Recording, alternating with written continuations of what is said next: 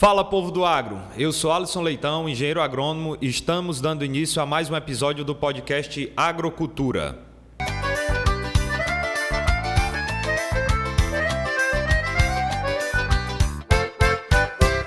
Para você que está chegando aqui pela primeira vez, esse é um podcast voltado para nossa realidade local, a história da agricultura e do agronegócio do nosso Nordeste, do Brasil e do mundo. Aqui você vai ver novidades, notícias, informações pertinentes a toda a cadeia do segmento agropecuário em geral.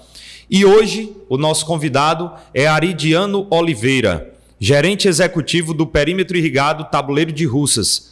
E então, Aridiano vai vir aqui hoje para que a gente possa conversar a respeito do Tabuleiro de Russas, as informações pertinentes àquele perímetro irrigado, o que é mais produzido lá, quais são os diferenciais do perímetro. E você que tiver a sua dúvida pode deixar nos comentários, que com certeza nós estaremos respondendo sempre que possível. Aridiano, meu amigo, seja muito bem-vindo e para a gente começar, se apresente aos telespectadores. Olá, Alisson. Primeiro, agradecer pelo convite, pela oportunidade, agradecer a você e a todos que fazem esse importante podcast Agrocultura, né? Primeiro, parabenizar, né, antes de me apresentar, porque eu sempre digo que a gente precisa mais mostrar o nosso potencial. Tá? Perfeito. E vocês tenham certeza que com esse podcast vai avançar bastante. Meu nome é Aridiano Oliveira, estou gerente executivo do Perímetro Irrigado Tabuleiro de Russas, natural aqui de Morada Nova, mas moro em Russas há 18 anos, desde quando eu estou no projeto. Estou também o presidente da Federação dos Perímetros Irrigados do DENOX, que congrega 37 perímetros irrigados. E perímetro irrigado também tem que trabalhar com água, já está dizendo, né? E aí, então aí eu estou hoje coordenador do Fórum Cearense de Comitês de Bacias, que congrega os 12 comitês do estado do Ceará. Como também recentemente fui eleito coordenador adjunto do Fórum Nacional de Comitês de Bacias. O coordenador adjunto são 3 coordenadores no país que representam 240 comitês. Então, estou aqui à disposição de vocês, fiquem à vontade, espero que com certeza será uma ótima conversa e de muitos conhecimentos. Sem dúvida, meu amigo. Como você bem citou, o perímetro irrigado hoje aqui, principalmente no Nordeste como um todo, é uma figura de extrema importância, porque nós não temos água disponível naturalmente bem distribuída ao longo do ano e através dos reservatórios a gente acumula água, né? E aí distribui através dos perímetros irrigados. Então, para a gente partir do início, como que você pode resumir ou apresentar o perímetro irrigado do Tabuleiro de Russas? Perfeito. Primeiro, o perímetro irrigado Tabuleiro de Russas é o maior perímetro irrigado do estado do Ceará. Olha aí, um dado interessante. Interessante, né? O perímetro Tabuleiro de Russas, ele tem 18 mil hectares. Poxa. Né? A primeira etapa do nosso perímetro são 14 mil. Tá. Essa área já está totalmente licitada com seus proprietários. Certo. Está em funcionamento 14 mil hectares. Das 14 mil, 10.700 são de áreas irrigáveis. Tá. Né, que podem ser irrigados, e 3.700 de área de reserva legal. Tá. O nosso projeto ele sempre se destaca bastante, principalmente também nessa parte ambiental, porque é um projeto mais novo, então as áreas ambientais estão dentro do perímetro. Isso facilita o quê? Dentro do projeto nós temos 4 modalidades de lotes. Certo. Num total de 618 unidades produtivas, nós temos os pequenos produtores com 8 hectares, os técnicos com 16, agrônomos com 24, nós temos também a linha empresarial, que essas áreas variam de 27 até 112 hectares. Então, o produtor ele pode explorar 100% da sua área, porque as áreas de reserva já estão delimitadas. Entendi. A área de reserva hoje dentro do perímetro, ela já contempla da forma que o pequeno produtor que pegar os 8 hectares, ele pode explorar os 8 hectares. Exatamente. Né? Então, o nosso projeto está situado em 3 cidades, Morada Nova, Russas e Limoeiro. Certo. Morada Nova porque a nossa captação, nosso pulmão é a barragem de Curral Velho, que está lá naquela cidade de Morada Nova. Sim. De Morada Nova a gente vem por canal 18 quilômetros de canais que tem capacidade de até 14 metros cúbicos por segundo, que é todo o projeto. Tá. Né? Então chega no perímetro. 70% da área irrigada está na cidade de Russas e 30% na cidade de Limoeiro do Norte. Tá. Né? A participação de Morada Nova, digamos assim, é para ser captador e o distribuidor de água. Exatamente. Por que isso? Porque na concepção inicial do nosso projeto, o nosso projeto começou os primeiros plantios praticamente em 2004. Certo. Tá? É um perímetro novo. Novo. E a nossa concepção inicial do perímetro foi de captar água do Banabuiú. Tá. Certo? Banabuiú, cai em Morada Nova né? E vem até os nossos canais. Porém, chegou o Castanhão. Sim. Né? E a gente hoje, eu te digo, a gente capta água 100% hoje do açude Castanhão. Tá. O projeto ele se destaca muito pela questão de recursos hídricos. Por quê? Né? Você sabe que hoje a gente sempre trabalha tentando a cada dia ter mais eficiência. Com certeza. Se produzir mais com menos água. Positivo. E o projeto o local dele já é privilegiado. Por quê? A nossa água ela chega 100% por canais. Uhum. Desde o Castanhão, né, ou através do eixão das águas, vem por canais. E o nosso projeto ele também tem uma garantia hídrica que eu digo que não tem nenhum perímetro que tenha garantia como o nosso. Por quê? Nós podemos captar água do Banabuiú, que é o terceiro maior açude do estado. Sim. Do Castanhão, que é o maior, e do Oroz, por quê? Porque o Oroz ele pode se transferir água para o Castanhão. Castanhão, perfeito. E a transposição do Rio São Francisco, ela cai dentro do Castanhão e futuramente dentro do Oroz. Então, o nosso projeto ainda é muito privilegiado e ele tem uma garantia hídrica muito grande, porque nossas áreas são todas individuais, certo. Ponto de água e de energia, e nós temos hidrometração em 100% dos lotes. Perfeito. Então, não existe aquele compartilhamento da conta. A conta ela é individualizada. Exato. Se a gente precisar, vamos dizer, suspender a água de um produtor, a gente consegue suspender só dele. Sem comprometer outros. Exatamente. Se precisar manutenção de manutenção de um produtor, dá manutenção naquele produtor. Entendi. E o projeto, infelizmente, o projeto, como todos os outros, ele passou por uma crise hídrica muito severa, que foi a crise hídrica do nosso estado. Sim. Né? Iniciando ali em 2015. Sim. 2014 a 2015. Nosso projeto, ele em 2014 chegou a produzir 6 mil hectares. De um total de área cultivada no ano de 2014. Certo. 6 mil hectares. De 10 cultivamos 6 mil. Tá. Naquela época, a agricultura irrigada da nossa região, geralmente, nossos dados, a empregabilidade é 1 para 1. Para cada hectare, a gente consegue empregar uma pessoa. E esses 40% que diminuiu foi em função de escassez de água. Exatamente. Para você ter ideia importante, de 2014 para 2015, infelizmente, isso aí é até uma crítica que eu faço. Uhum. Geralmente, quando a gente escuta nos jornais, uma grande indústria de São Paulo vai demitir 1.500 funcionários, acho que passa no Jornal Nacional, né? Uma repercussão. Mas não diz o motivo. Exatamente. Só que em 2014 para 2015, só uma empresa do Tabuleiro de Russas, ela demitiu 1.500 funcionários. Por quê? Porque a crise hídrica chegou, a gente não teve mais água para as culturas temporárias, e nós tivemos água apenas para culturas perenes, e a gente disse para os produtores o seguinte: a partir de hoje não se pode plantar culturas temporárias. E o forte do perímetro naquela época era principalmente melão e melancia para exportação. Perfeito. Certo? Então o projeto veio com essa crise, mas eu diria que essa crise também serviu muito para a gente aprender. Eu iniciei a minha conversa seguinte: para aprender a se produzir mais com menos. Perfeito. O produtor já colocou isso na sua cabeça. Isso é bom. Infelizmente, é um período que maltrata muito, principalmente o produtor, né? Mas, como você bem frisou, serve de aprendizado. Sim. Porque, conversando, a gente que é do meio sempre conversa sobre o recurso água, e ouvi também falar que não se teve um cuidado da forma como podia, também nas fontes, nos reservatórios, como você falou, né? No Castanhão, no Oroz e no Banabuiú. O Banabuiú, se não me engano, chegou a secar 100%. Passou alguns anos secos. Né? O Castanhão, um reservatório chegou a ter 2,7%. 2,7%, a capacidade de 7,2 bilhões de metros cúbicos, né? O Oroz em segundo, eu acho que foi o que ficou melhor ainda, né? Mas chegou a menos de 20, né? Mas também ainda tinha que dar conta de garantir água para uma área, uma região muito grande, inclusive a capital.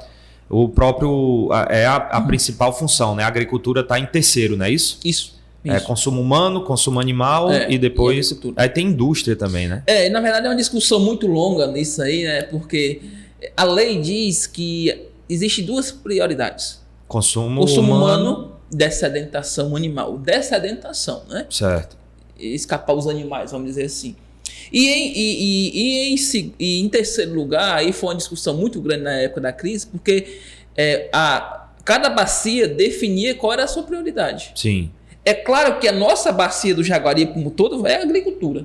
Em compensação, tinha a de indústria. Fortaleza lá é a indústria. Então houve um desgaste muito grande, porque a gente disse o seguinte, não, é a agricultura, né? Até porque você pode analisar, a nossa região ela tem muito pouca indústria. Eu costumo dizer que, né, são poucas. E algumas das indústrias que tem dependem da agricultura. Exatamente, depende da agricultura. E as nossas maiores indústrias aqui, muitas vezes, é o pequeno produtor que emprega 8 pessoas, 10. Então, é esses produtores. E aí pensemos o seguinte, aqui não vamos fazer a apologia a essa discussão, mas a agricultura é um setor primário. Beleza, a indústria ela tem uma parcela de importância gigante dentro da sociedade, mas a agricultura é quem põe comida na mesa. Exatamente. E aí realmente na minha opinião, óbvio que é uma discussão muito mais complexa, mas a agricultura ela tem que ser vista com outros olhos, porque é aquele ditado que diz, se o campo não planta, a cidade não janta, né? Olha, e a gente passou recente por um exemplo muito grande disso, que foi a pandemia. Sim. Na pandemia, eu diria que grande maioria dos setores parou. E todo mundo consegue viver. Exatamente. A agricultura não. Eu digo isso porque, como gerente do projeto, foi a época que a gente mais trabalhou. Com certeza. Foi a época que o produtor mais produziu. Por quê? Porque estava todo mundo em casa consumindo. Sim. E bem mais. mais. Colegas que vendiam 100 caixas de banana por semana, passou a vender 200. Isso. Por quê? Porque o consumo aumentou. Entendeu? E quem estava lá? Produtor. No campo todo dia. E se ele não tivesse, como seria? E aí? Como é que seria? Era um colapso total. Então, inclusive, isso serve porque eu acho que o nosso setor ele merece ser muito mais bem visto. Merece ter muito mais incentivos. Com certeza. Pegando esse gancho aí, outro exemplo foi aquela paralisação dos caminhoneiros. Exato. Que só parou de transferir as produções. As produções ficaram muito localizadas. Exato. Né? E aí, supermercado, faltou recursos, né? Ficou combustível sem abastecimento, então um caos total. E sim, aí o tabuleiro de Russas, né? O nosso forte do perímetro sempre foi muita fruticultura. Sim. Né?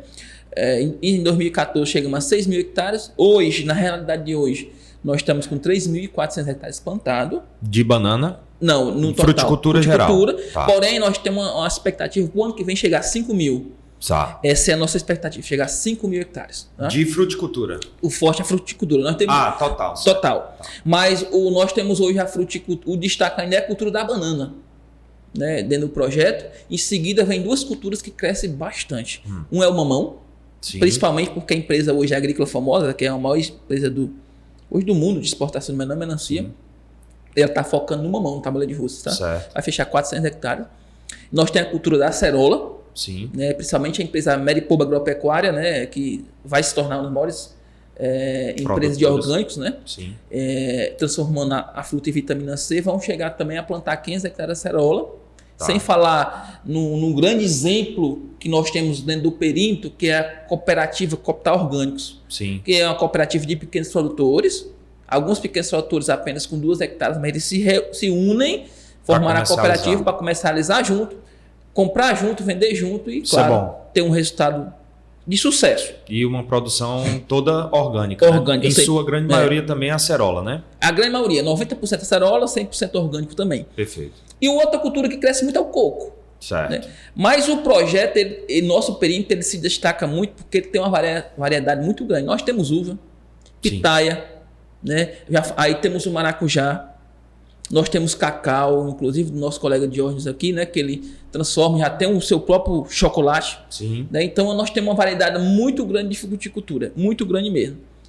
Então o projeto sempre destacou isso. Mas também o projeto, ao longo dos anos, com essa crise hídrica, teve um outro setor que avançou muito, porque chegou uma época de poucas chuvas que o que escapou, o rebanho leiteiro no estado, da região, foi os perímetros irrigados. Verdade. Porque poucas chuvas não teve pasto. Não teve silagem. Então, quem escapou foi os perímetros. Então, cresceu muito essa questão do grão e das pastagens. Perfeito. E bem como o nosso projeto Tabuleiro de Russas, vou até te convidar em breve, está sendo instalada dentro do perímetro do Rafael Carneiro uma ordenha carrossel, que será a segunda ordenha carrossel do Nordeste, primeira no nosso estado do Ceará. É um espetáculo, é uma ordenha que a cada 10 minutos tira a leite ali de 50 animais, né? E ele tem uma expectativa grande aí de daqui a pouco chegar nos 20, 25 mil litros de leite só no Tabuleiro de Russas. Por dia. Por dia. Então uma baita produção. Uma baita, né? Então, e isso mexe com a cadeia leiteira toda, né? Cadeia leiteira. Porque se só ele tem um potencial produtivo desse tamanho, com certeza a estrutura dele vai ser maior, que também vai captar, né? Tem dúvida. Então, assim, aí eu diria que o nosso projeto vai crescer bastante. Vai crescer bastante. A gente recebe semanalmente visitas e visitas. Sim. Né? Muitas visitas, pessoal de São Paulo, Mato Grosso, Rio Grande do Sul. Sim. Que, inclusive, o pessoal, quando chega, não acredita no que a gente tem. Sim.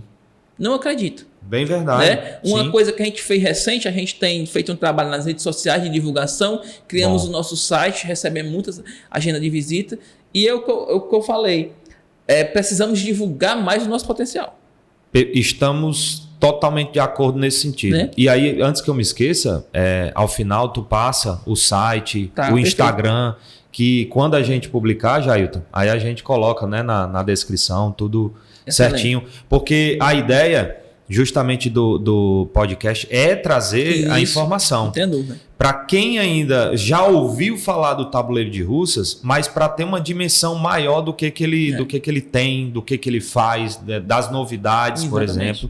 Né? E voltando para o assunto, dentro dessa diversidade toda, tu ainda consegue enxergar alguma outra cultura de potencial que ainda não está sendo explorada, mas que, na sua opinião, teria uma grande oportunidade para o Tabuleiro de Russas? Olha, eu diria que o cacau já é uma realidade, né?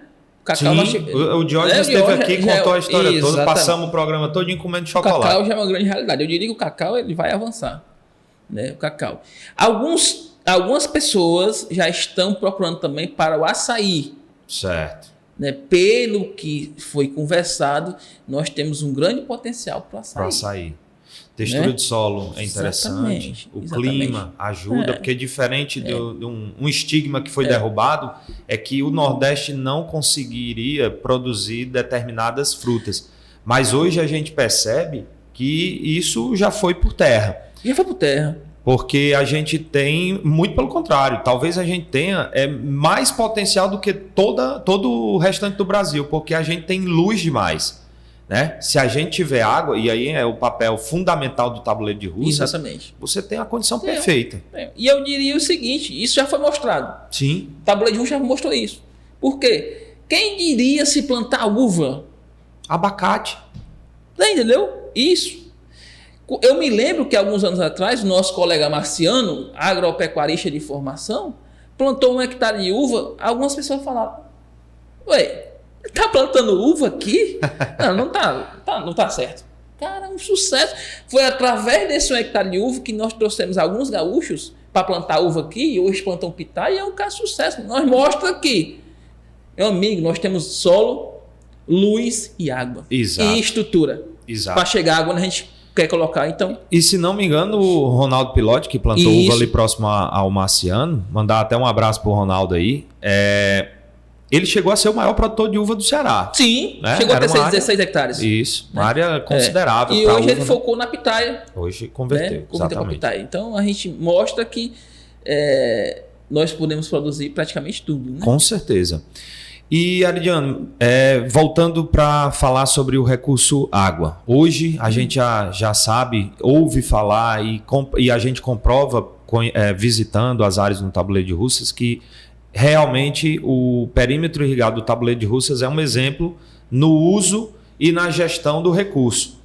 Agora, ao teu ver, mediante as tecnologias hoje disponíveis, você ainda enxerga um potencial de tornar ainda melhor a gestão desse recurso? Não tem dúvida, é o nosso trabalho diário.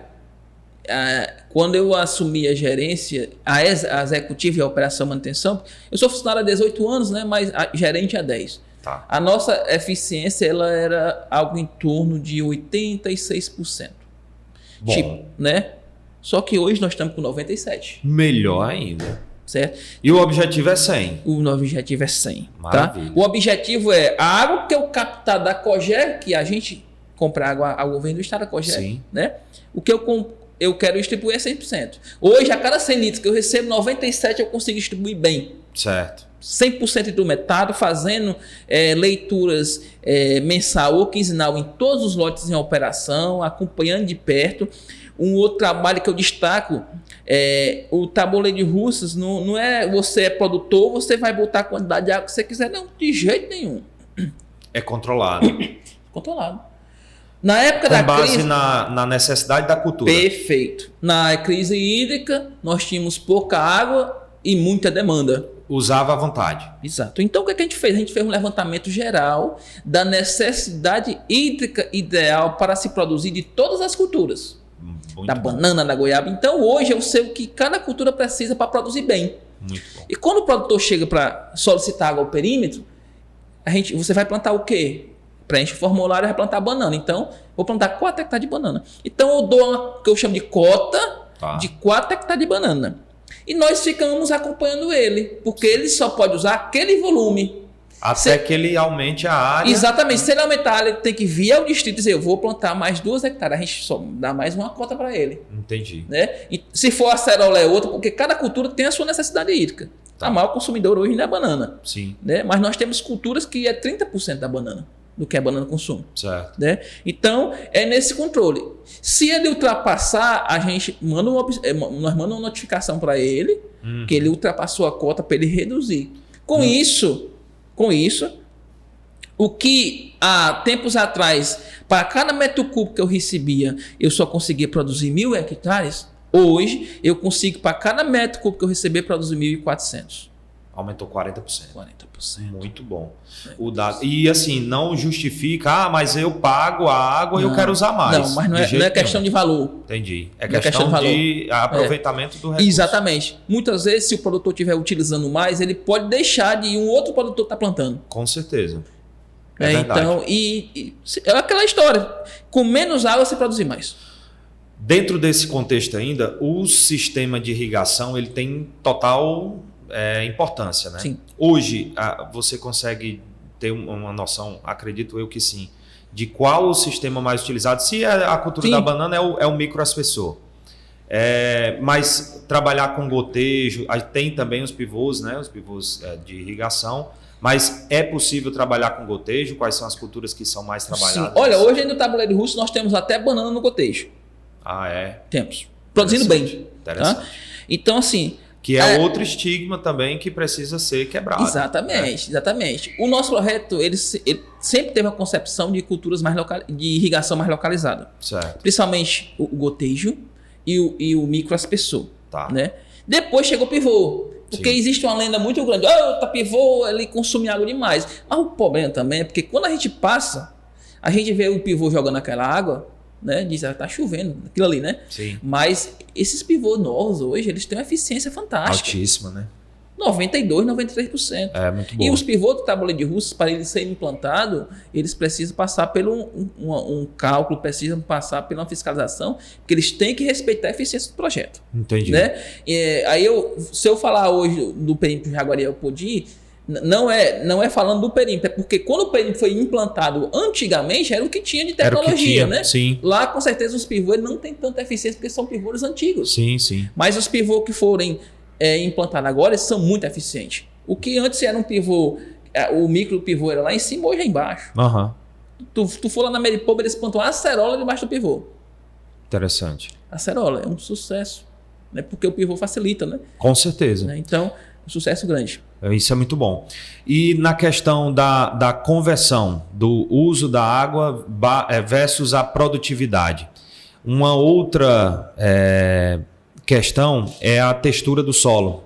Predominantemente o solo do Tabuleiro de Russas é mais tendencioso para o arenoso. Sim. que é também uma outra realidade que caiu por terra com relação a não dá para se produzir na areia. Muito pelo isso, o tabuleiro de Russell é uma prova de que isso não é se faz, né? Não procede, né? E se faz muito bem.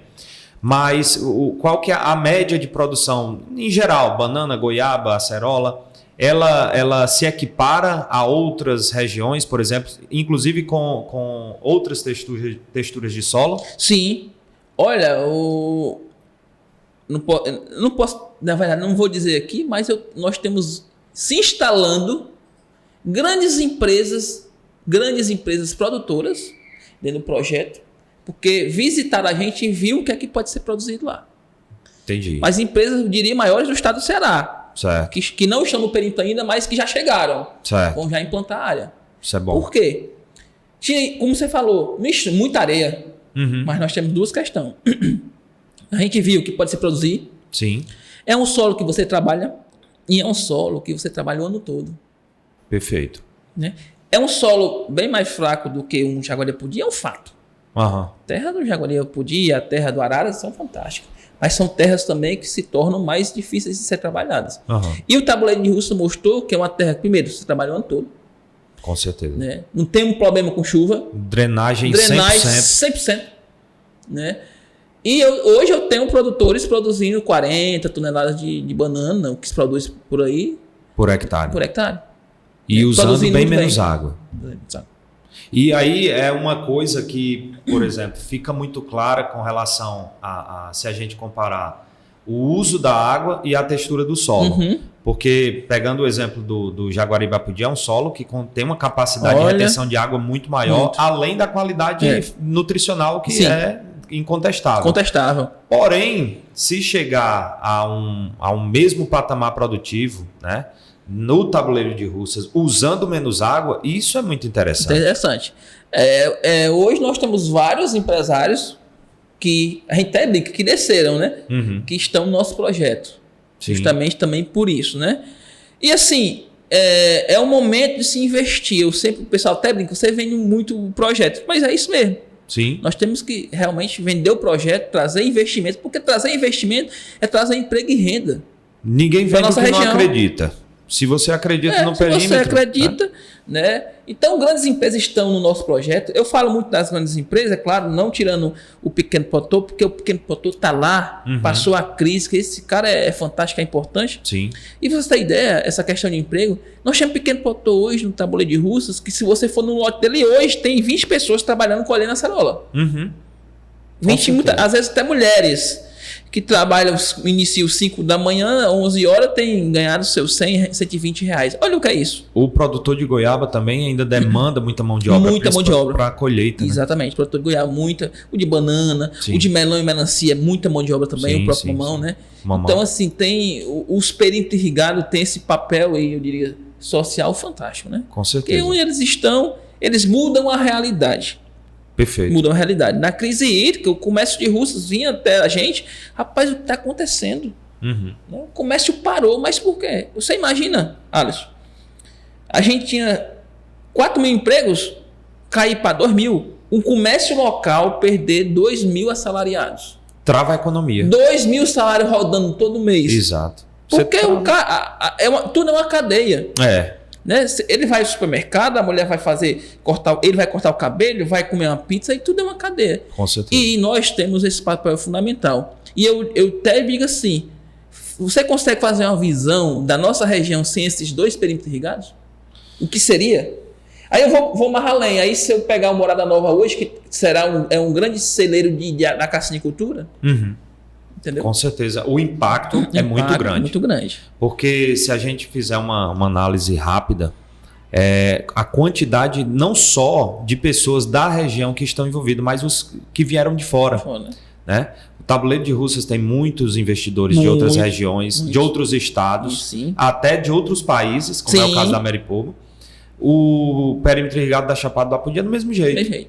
Aonde você tem um conglomerado produtivo possível, viável, automaticamente você atrai atenção. Entendo. E a tendência é essa. A tendência é as nossas áreas irrigadas cada dia ficarem mais valorizadas Porque não é fácil em local nenhum, é por isso que vem gente de fora do país, inclusive da China e todo canto, onde você encontra, como eu falei, sol, né? Encontra estrutura, encontra água e encontra esse solo que nós temos, aí é o que todo mundo, é o que eles querem.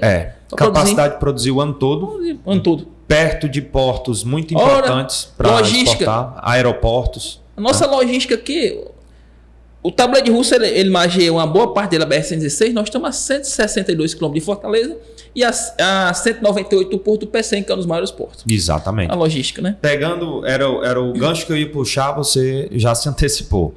Com relação à logística e à comercialização, é possível a gente saber quanto da comercialização ela fica local, Brasil, e o que é exportado hoje no tabuleiro de Russas? Hoje no tabuleiro de Russas, eu diria para ti que 80% fica no mercado nacional. Certo. E 20% exportado. Tá. Porque antes era 50-50, porque na época exportava mais melão e melancia, e aí puxava a média para cima. Puxava a média para cima. Mas hoje ainda é 80%, diria, a 20% exportado. Mas com certeza vai crescer muito essa questão da exportação agora. A participação do mamão vai impactar Vai, o mamão, muito, né? Nós temos empresas chegando com banana para exportação também. Certo. Né? Já temos pitaia sendo importada, então e a volta do melão e da melancia, né? Maravilha. Então tem uma tendência muito grande de aumentar bastante a parte de exportação. Isso é muito bom, porque não desmerecendo o mercado local, mas o mercado de exportação, por ser um mercado mais exigente, automaticamente ele agrega outros elos na cadeia, né? Packing house, outras estruturas, exatamente. Mão de obra qualificada. E Aridiano, com relação à malha de escoamento dentro do perímetro, ela passa por manutenção, via de regra a gente encontra, né, as máquinas operando, trabalhando. E hoje, como que você classifica essa malha de escoamento da produção do tabuleiro de Russas até a BR-116, que praticamente margeia toda a extensão do perímetro? Olha, eu diria que muito boa, né? Você pode andar no nosso projeto e vê que nossas estradas são boas. Nós damos manutenção 2 vezes ao ano. Nosso perímetro tem um convênio, um contrato com o Denox, né? O projeto é do Denox, Departamento Nacional de Obra Contra Secas, que inclusive é um órgão que essa semana, hoje, está sendo comemorado 114 anos de existência. Maravilha. É hoje, o Denox, né, tem a sua história, implantou os perímetros, implantou os principais açudes do estado, perfeito, do Nordeste, né? E assim, a nossa malha ela é muito boa, porque nós fazemos um plano de trabalho anual, certo, né? Onde nesse plano de trabalho que a gente faz anual, 80% é os produtores que pagam, e 20% é o Denox que participa.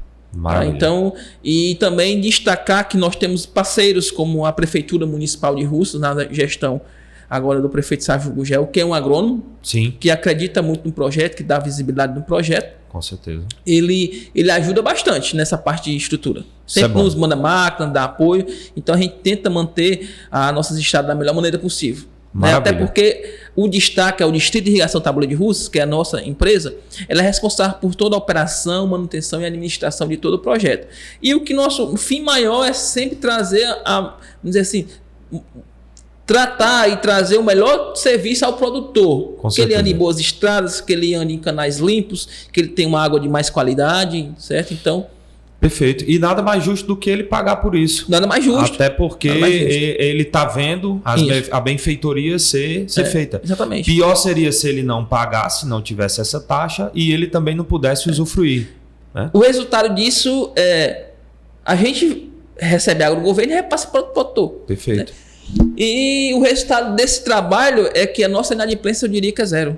Maravilha. É porque o cara tá vendo que o cara tá vendo, acredita. Ele tá vendo que tá sendo feito estrada. Ele tem gosto de pagar. Ele tá vendo que tem máquinas nos canais. Ele tá vendo que quando ele precisa de uma ação do Distal, o Distal vai lá e faz ação. Perfeito. Então ele tem gosto. Eu até às vezes em reunião digo, é investimento. É investimento. Né? É investimento. Ele não tá andando numa estrada esburacada, os canais estão sempre limpos, sempre tudo cuidado. Tem água na sua porta, eu diria praticamente 24 horas por dia no tabuleiro de Russas. Então é justo. Aridiano, você também hoje, como você disse no começo, além da gerência executiva do Tabuleiro de Russas, você ocupa Você achou pouco serviço e aí arrumou outras ocupações. Exatamente. Fale um pouco dessas outras ocupações e qual a importância da ligação entre elas, porque com certeza você pega a expertise do tabuleiro de Russas e leva para elas, e com certeza você tem também muito acesso à informação e a oportunidades que você também traz para a tua atividade no tabuleiro de Russas. Não tem dúvida. Eu acho que eu sempre olhei nessa visão que a gente precisa estar participando, precisa dar a nossa voz. Uhum. Então, como questão de água, principalmente, perímetro nenhum funciona sem água. Não. Então, e o estado do Ceará se empoderou muito nessa questão dos comitês de bacias. Certo. Eu diria que o que antes os comitês de bacias não eram, hoje são. Explique para quem está vendo e não tem esse contato, como a gente lida aqui muito, muito constantemente com as bacias e a interligação que você explanou no começo entre o Banabuiú, o Curral Velho, o Castanhão, o Tabuleiro de Russas, o Oroz, o Castanhão e futuramente a transposição até o Castanhão, que está tudo conectado. Qual que é o papel do comitê de bacias nesse cenário? Pronto. Então, antes de falar do comitê, então o estado do Ceará, ele tem 12 comitês de bacias, 12 subbacias hidrográficas. Tá. Aqui nós estamos do Baixo Jaguaribe, que eu estive presidente 5 anos, como presidente do comitê, passei o bastão para o nosso colega Luiz Felipe. Teve aqui recentemente. Passei o bastão para ele, né? Mandar um abraço para ele, deve estar lá no Beberi, uma hora dessa, né? Com certeza. Mas eu estou hoje, além dos comitês, de 12 comitês no estado, o nosso comitê do Baixo, que congrega desde o Limoeiro, onde nós estamos, até o Icapuí. Tá. São 9 cidades, né? Tá. E o dos 12, nós temos o Fórum Cearense, que é o ente que congrega os 12 comitês que se reúne a cada 3 meses para discutir ações macro. Tá. Inclusive reunir com o governador. Perfeito. Né? E eu estou hoje coordenador pelo 2º mandato desse Fórum Cearense de comitês, de bacias. Mas o Fórum Cearense, ele é do estado do Ceará. Nós temos também o Fórum Nacional. Certo. Que nacional está dizendo, do Brasil todo. Tá. E o Fórum Nacional, ele tem 240 comitês de bacias no Brasil. Muita coisa. E ele, a cada 2 meses, ele elege uma diretoria, uma coordenação, que são 3 coordenadores. E graças a Deus fui convidado pela região Nordeste todo para fazer parte da coordenação nacional, e eu fui eleito em Natal há 2 meses atrás. Iremos assumir em janeiro, coordenador adjunto do Fórum Nacional de Comitês de Bacias. Ou seja, nós vamos estar na discussão de recursos hídricos nacional. Muito bom. Se reunindo com a ANA, se reunindo com os ministros. Né? Então, isso é muito importante para toda a região, né? Porque onde a gente está, nós estamos levando, né, o nosso tabuleiro de Russa, levando os perímetros irrigados, levando a nossa região, defendendo a nossa região. Que uma das grandes lutas nossa é ampliar essa questão da transposição do Rio São Francisco. Perfeito. Isso é meta. E você citou aí a ANA, mas para quem também não sabe, ANA não é uma mulher, não. Exato. É a Agência Nacional das Águas, né? Águas, e mudou um pouquinho também para saneamento, né? Perfeito. E aí, voltando para os comitês. O que é um comitê de bacia? Eu sempre vejo o comitê de bacia como um ente de uma inteligência. Por quê? O comitê de bacias, principalmente nosso aqui, eu diria que, em primeiro lugar, ele reduz os conflitos por água, principalmente. Sim, né? Porque hoje o Castanhão, ele abastece o Tabuleiro de Russas, mas também abastece o Jaguaribe-Apodi. E quando precisa a região metropolitana de Fortaleza. E as cidades. Perfeito. Né? Então, dentro do comitê de bacia, eu vou falar do Baixo Jaguaribe, nós temos 50 instituições. O comitê de bacia é formado por instituições. Certo. E a instituição indica os membros, um titular e um suplente. Tá. Né? No caso, a minha instituição de está dentro do comitê de bacia como usuário. Certo. Dentro do comitê nós temos usuários, sociedade civil, que são associações, setor público e privado, setor público, federal, estadual e municipal. E nós temos também a ICOGE, DENOX. E o comitê de bacia é interessante por quê? Porque possibilita, dentro do comitê de bacia, estar dentro da discussão de recurso hídrico. Eu, que represento o maior perímetro irrigado do estado do Ceará, que tem grandes empresas lá dentro, como às vezes uma associação que está lá em Russas. Sim. Uma pequena associação que representa 50 casas, 50 residências, 50 usuários de água. Também é contemplado. É contemplado, está na discussão. Entendi. E os comitês têm um papel fundamental nosso aqui, que eu diria que é o ápice do comitê, é a alocação negociada de água.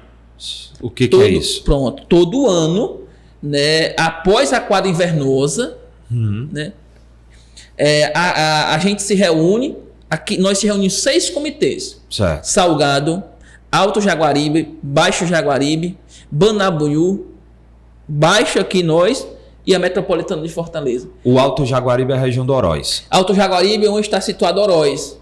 Tá. O Médio Jaguaribe onde está o Castanhão. E o Baixo aqui somos nós. Somos nós. Perfeito. A gente é um comitê, a gente é receptor, né? Porque nossas águas estão vindo lá do Castanhão, lá do Oroz e até do Banabuiú, né? E a nossa localização é muito privilegiada. Muito, porque passa na porta. Estamos no leito, né, do Rio Jaguaribe, que é abastecido e é perenizado pelos 2 maiores reservatórios do Ceará, exatamente, que é o Oroz, mais antigo, e o Castanhão, que é mais novo e é o maior do estado. Então, a alocação de água, como eu falei, é uma grande reunião, onde nessa reunião define o que é que vai de água para os usuários. Perfeito. Olha o tamanho dessa responsabilidade. Enorme, meu amigo. Porque você está representando o interesse de muita gente, né? Muita gente. Então, terminou a quadra invernosa, o Estado, através da COGE, que é a gestora dos recursos hídricos, né? Sim. Companhia de gestão, sabe o que tem no açude. Certo. E ela se reúne com os comitês e diz, gente, por questão de segurança dá para se deliberar tanto no Castanhão, né? Mas podemos ver essa opção. Então, junto com os comitês de bacias, a gente vê os cenários, vê o que é que tem para a gente atender e se conversa, se discute e se levanta opções. Perfeito. Pra você ter ideia, esse ano a COGE passou que poderia liberar até 20 metros cúbicos por segundo. Certo. Deixando claro, a decisão dessa liberação de água não é do Aridiano, não é do Luiz Felipe, é dos comitês, é dos membros dos comitês que definem. Mas claro que isso, a gente tem várias reuniões prévias, certo? Tá. Discussões técnicas, vendo a necessidade.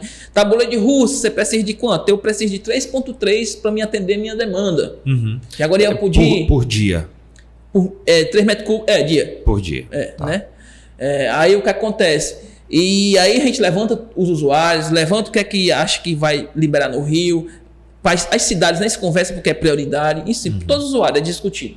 Né? O pessoal do Camarão entrou na alocação. Certo. Então a gente se reúne, né, define dados. A COGE esse ano ela disse que poderia liberar 20 metros cúbicos por segundo. Mas os comitês aprovou 18. Entendi. Porque viu que 18 vai atender a demanda necessária. Entendi. Então, é muito importante o papel do comitê de bacia. Sim. Quem define a questão de água não é o COGE e não é político. É os comitês de bacias.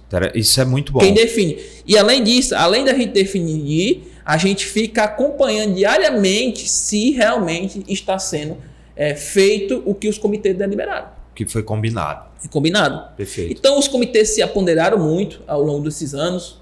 Né? O que é que mudou?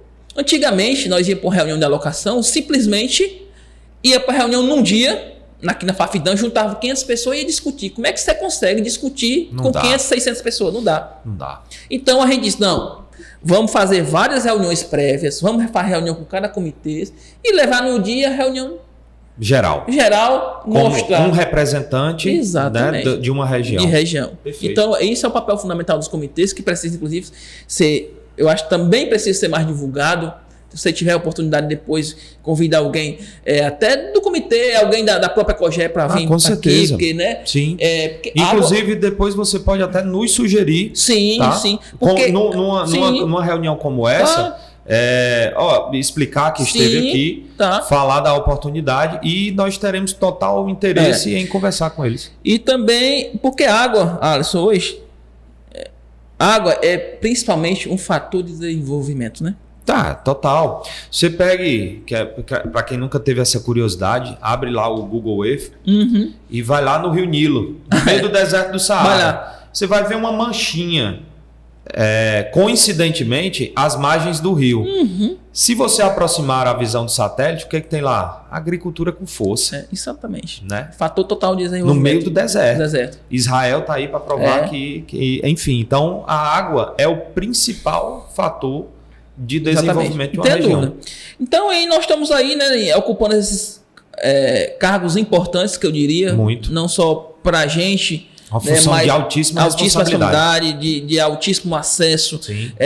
Há um mês atrás, a gente esteve reunido com o ministro da Integração Nacional, juntamente com o deputado, o líder do governo, com empresários, tentando trazer recursos para os nossos perímetros irrigados. Bom. Trazendo ele aqui para que ele veja o nosso potencial. A realidade, né? Quando a gente, incrível, quando a gente lá numa mesa com várias pessoas, eu fui o porta-voz de falar sobre os perímetros irrigados.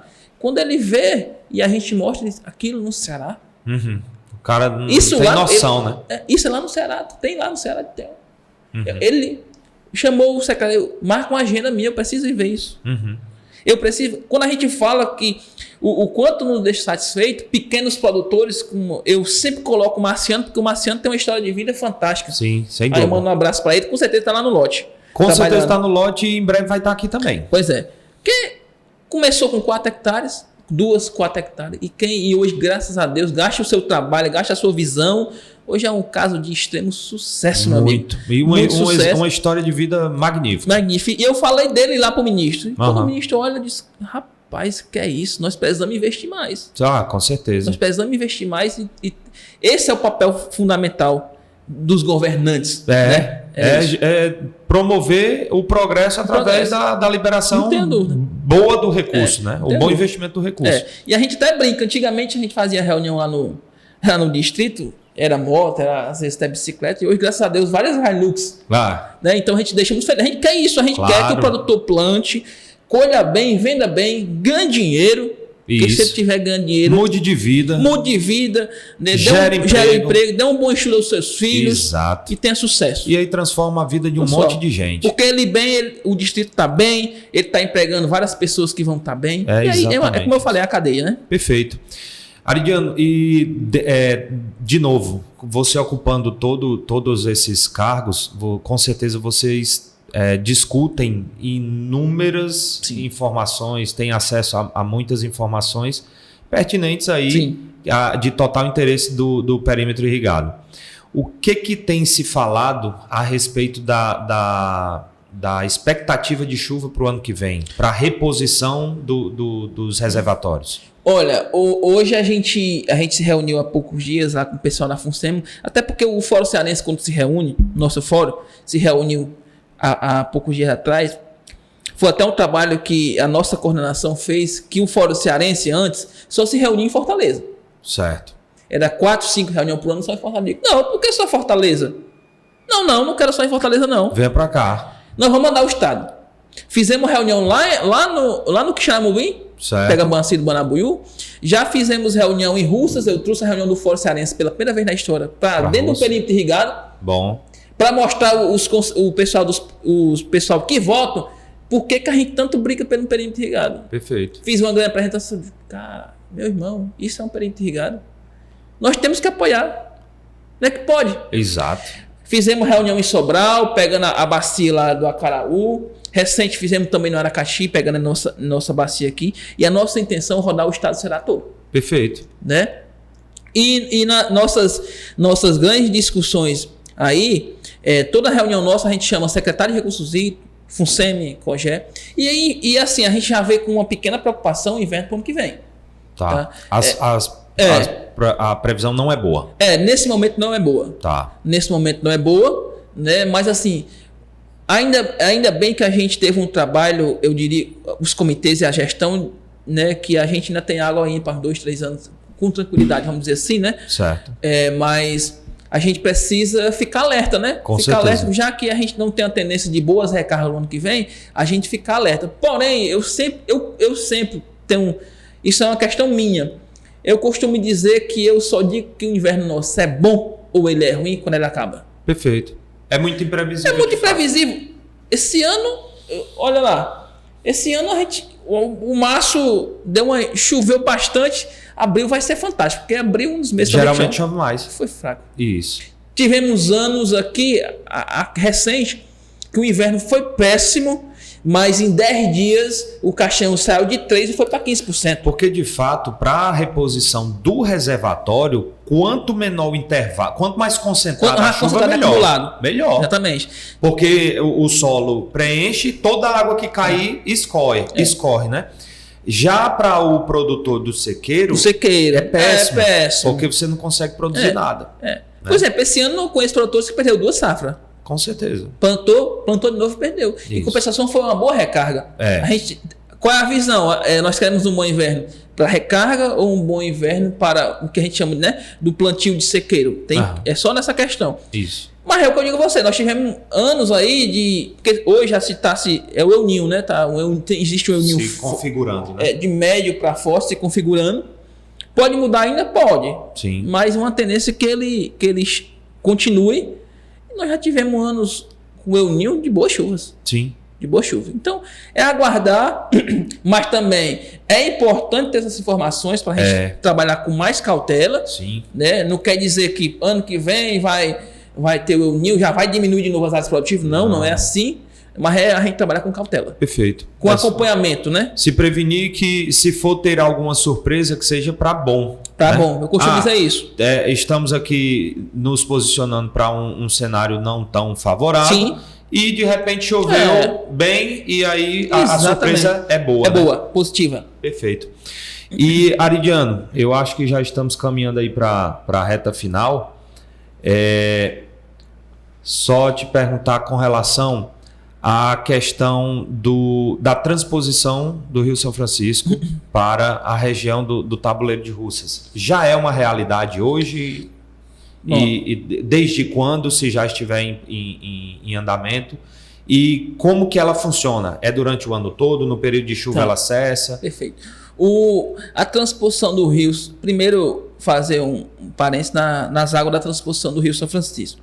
Algumas pessoas têm uma visão que, tipo assim, chegou a água do São Francisco, pronto, não temos mais problema mais nunca. Pode usar água. Pode usar que não chegou o São Francisco, mas não é bem assim. Não é não. Não é bem assim. Em primeiro lugar, o que tem alocado, né, para o estado do Ceará é 10 metros cúbicos.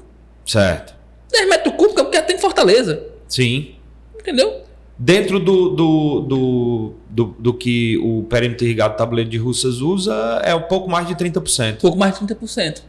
As águas da transposição, ela, apesar de ser água para múltiplos usos, ela está hoje muito focada para consumo humano. Certo. Os nossos canais foram construídos para mais de 80 metros cúbicos por segundo, mas juntamente com a ANA, cada ano os estados eles fazem um trabalho e fazem um relatório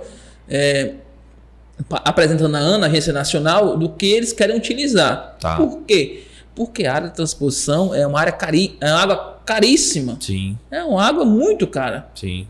Né? E que eu diria que nesse momento é muito difícil a agricultura pagar esse valor. Eu não diria que não pagaria. Uhum.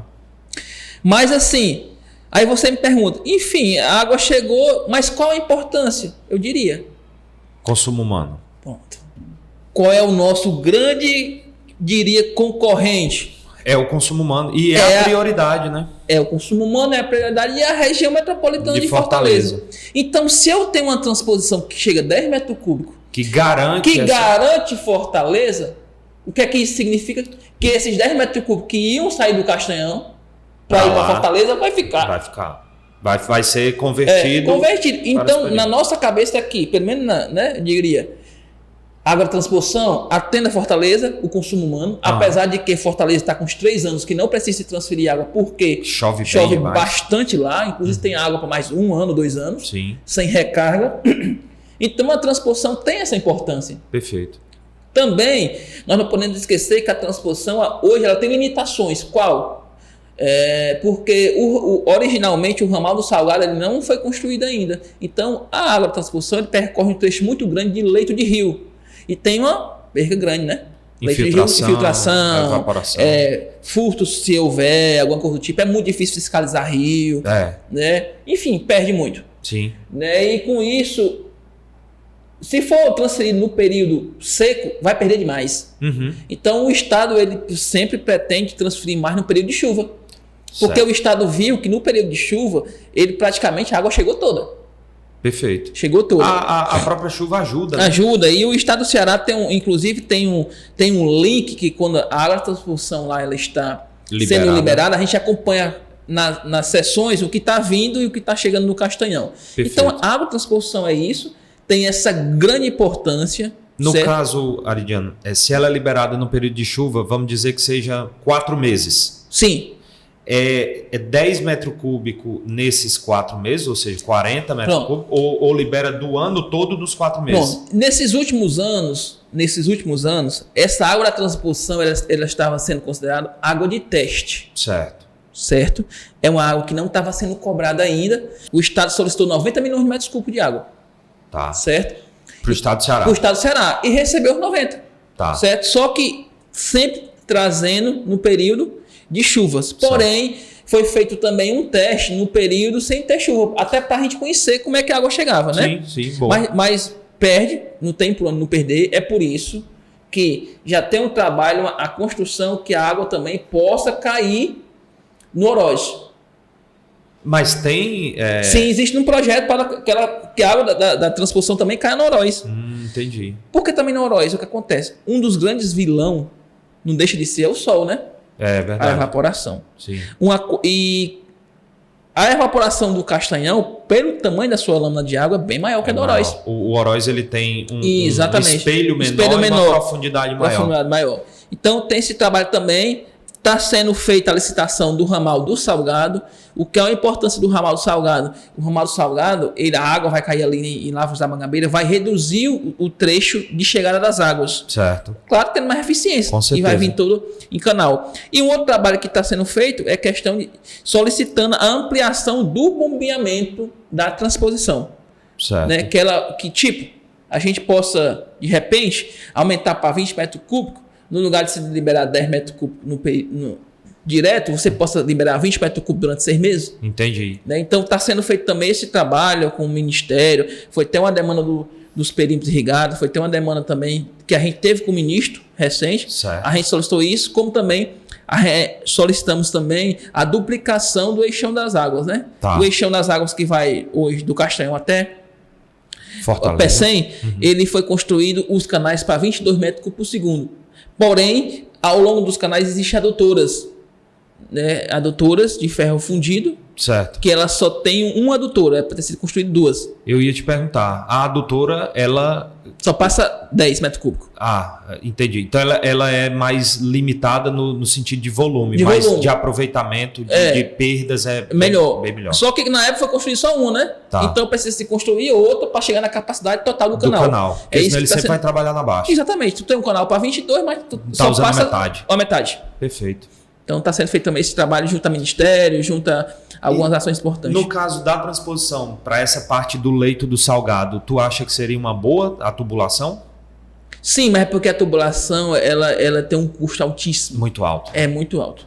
Entendi. Alto demais, sabe? Então está sendo feito via canais, né? Tá. E um outro projeto que o estado do Ceará também faz, que é muito importante, e está começando lá na bacia do Banabuiú, é o programa Malha d'Água, né? Que depois, inclusive, eu até sugeria você chamar aqui nessa parte de água também, agricultura água, até convidar o Postet, passar o contato do Paulo Ferreira, um amigo da gente. Certo. Ele hoje é o superintendente da SOIDA, está responsável por esse projeto, e é um projeto muito importante que vai levar água encanada, pegar água dos grandes reservatórios e levar água encanada para todas as zonas rurais, para todas as cidades já tratada. Maravilha. 100% canalizado. Maravilha. Muito bom. É o Estado também o Estado também fazendo as suas ações de eficiência. Perfeito, né? perfeito. Eficiência. E isso é muito bom, isso gera fomento, gera desenvolvimento, né? Não tem dúvida. Historicamente, a água, como você bem frisou, ela é o fator primordial do desenvolvimento de uma região. E que a gente não pode esquecer de um fato, onde nós estamos semiárido nordestino.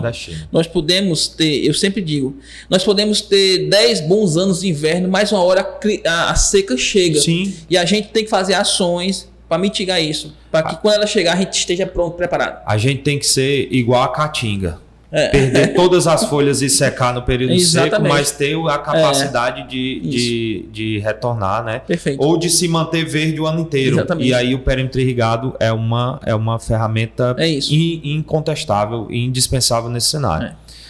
Aridiano, uma última pergunta antes da gente partir para a reta final.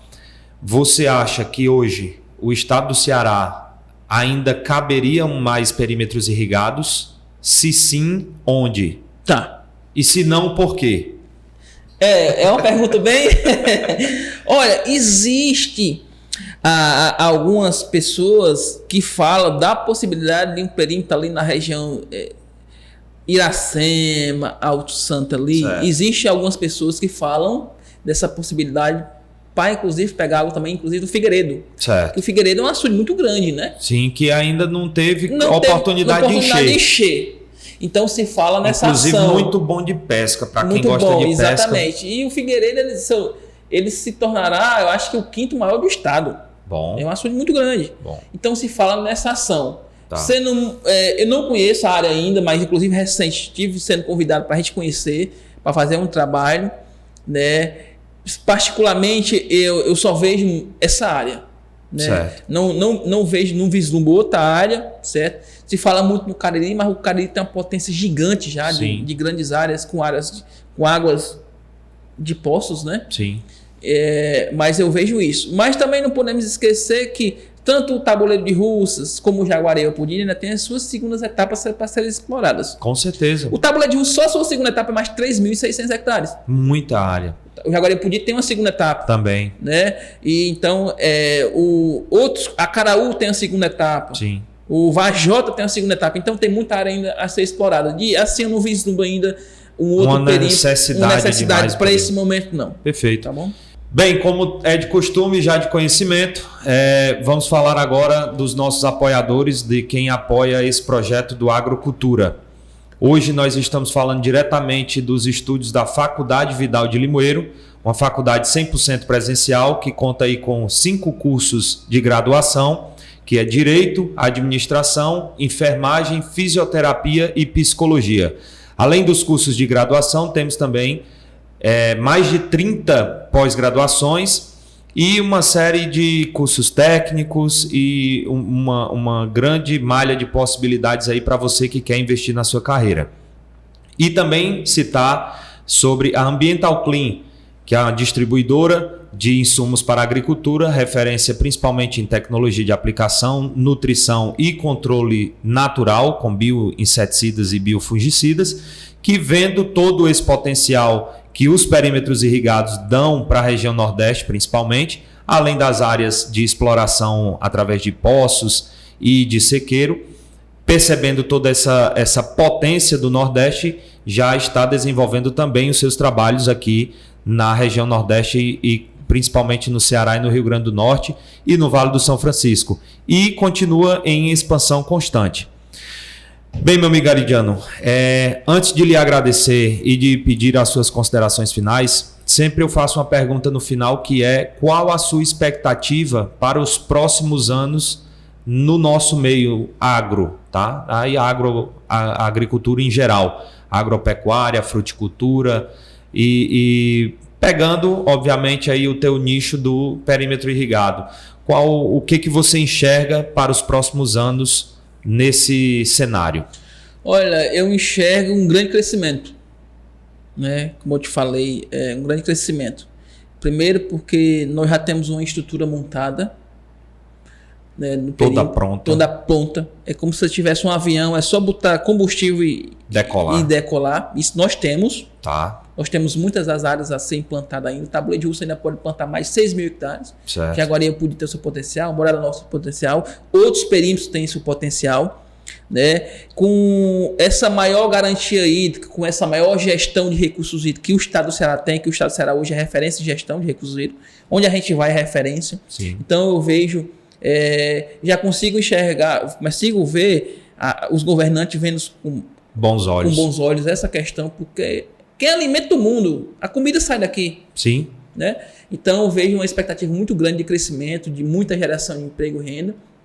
Né? Espero que mesmo se o ano que vem a gente não tendo um inverno bom, mas os próximos sejam bons, que a gente precisa só disso. Tendo água, né? Tendo água nos nossos reservatórios, que a gente tem, tendo essa gestão, não tenho dúvida que a gente só tende a crescer bastante. Perfeito. Eu diria que hoje já está acontecendo isso. Sim. Talvez só expandir. Só expandir. E hoje a nossa mão de obra Hoje está pouca a nossa mão de obra, viu? Tá precisando trazer mão de obra de outros locais. Então isso é muito bom. Né? E eu espero que continue esse crescimento, né? Espero que os governantes olhem cada vez mais, né, para os nossos perímetros, a nossa agricultura, que elas têm um papel fundamental de geração de emprego e renda, que é o que eu costumo dizer que é o que todos precisam, né? Tá bom? Então eu tenho certeza que nós vamos crescer bastante ainda. Perfeito. Em nome aqui de todos que fazem esse projeto Agrocultura, não é quando a gente foi muito feliz quando escolheu esse nome, porque a ideia é justamente essa: é trazer informação, é trazer novidade, é trazer todo o conhecimento da nossa região e propagar isso para outras pessoas, para que elas também possam entender todo o potencial que nós temos aqui. Em breve, como a gente conversou no começo, vamos estar também falando sobre outras regiões. E a ideia é essa: cada vez mais tornar de conhecimento, de domínio público, todo o potencial do nosso agro em geral. Perfeito. Eu deixo o espaço aberto para você agradecer, citar alguém, fazer aí as suas considerações finais. Perfeito. Primeiro, agradecer a oportunidade, parabenizar por esse importante projeto, a agricultura. Né? Eu acho que fico muito feliz em um programa como esse, né, em você e a sua equipe que idealizou, né, mostrar o nosso potencial. Né? Foi uma conversa, a gente vê que 50 minutos, uma hora passa rapidinho. Demais. Nós temos muitos assuntos a ser conversados. Mas aqui é te agradecer demais, dizer que a gente está sempre à disposição. Perfeito. Apesar da nossa agenda ser um pouco corrida, sempre à disposição. Sim. E aproveitar a oportunidade aqui, eu não posso deixar de agradecer a todos os produtores aqui da nossa região, esses produtores guerreiros que estão no dia a dia produzindo alimentos para o mundo. Agradecer a todos que fazem o perímetro irrigado Tabuleiro de Russas, nossos funcionários. E em especial também queria agradecer ao DENOX, né, que é o Departamento Nacional de Agricultura Seca, que nessa semana, hoje, já está fazendo 114 anos, e é o órgão que onde ele se instalou, ele mudou a realidade. Importantíssimo. Importante, né? E agradecer a todos os comitês de bacias, a todos que fazem os comitês de bacias, sim, é tão importante. E mais uma vez, está sempre à disposição de vocês para o que precisarem. Perfeito, meu amigo. E com certeza, essa foi uma primeira de outras oportunidades que virão. Com certeza. Como você bem frisou, passa rápido demais. É muito assunto. É muito assunto para pouco tempo. É verdade. E eu também gostaria de aproveitar o espaço e mandar um abraço especial para todos os produtores e produtoras do Tabuleiro de Russas. Foi um perímetro que eu tive a oportunidade de conhecer desde a minha época de faculdade. Rodei muito lá, mandar um abraço para o amigo Klinger, que foi o meu primeiro tutor, foi o cara que eu escolhi para fazer o meu estágio de término de curso. Então, um perímetro que eu tenho um apreço muito grande, porque, como diz no popular, eu me criei lá dentro. Lá dentro, é verdade. E pude acompanhar a evolução e o crescimento de muitos produtores e produtoras que ali ainda estão. Hoje, ainda na área que a gente atua, também temos a oportunidade de lidar diariamente, semanalmente com muitos produtores lá. Eu não vou aqui citar ninguém para não ser injusto com quem eu não citar, mas de maneira geral, para todos vocês que compõem aí, que fazem parte do Tabuleiro de Russas, um forte abraço, tá? E para finalizar, agradecer mais uma vez a presença do amigo Aridiano Oliveira, gerente executivo do Perímetro Irrigado do Tabuleiro de Russas. E para vocês que ainda não nos seguiram nas redes sociais, sigam lá Agrocultura no YouTube e no Instagram. Lá vocês vão poder ver cortes dos episódios anteriores, poder assistir no YouTube todos os episódios na íntegra e poder também compartilhar com quem puder interessar esse conteúdo. Para os próximos episódios teremos também outras participações, assim como a do nosso amigo Aridiano hoje. Mas também vamos começar a trabalhar a questão da teoria. Nós vamos trazer aqui alguns temas para discutir fisiologia, nutrição de plantas, análise de solo, análise de folha, tudo pertinente a você, produtor, a você, produtora, para ajudar aí no seu trabalho. Então, para finalizar, agradecer mais uma vez a presença do amigo Aridiano Oliveira, gerente executivo do Perímetro Irrigado do Tabuleiro de Russas, e a você que nos assistiu esse episódio e não teve a oportunidade ainda de assistir os outros, acesse o nosso canal no YouTube e veja, compartilhe com seus amigos, compartilhe com quem possa interessar e até o próximo episódio. Forte abraço.